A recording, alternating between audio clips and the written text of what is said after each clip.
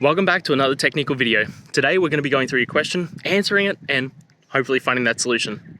Guys, remember to stay just a little bit crazy like me, and hopefully you get to that resolution. Now, let's continue on.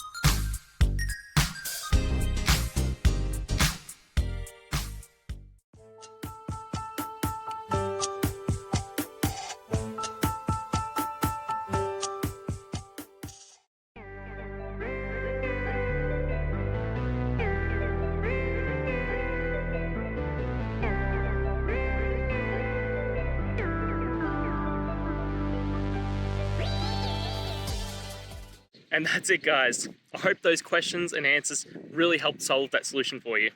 If it did, please hit subscribe. I'd really appreciate it. Now, until you need next technical video, I'll be here. Have a good one.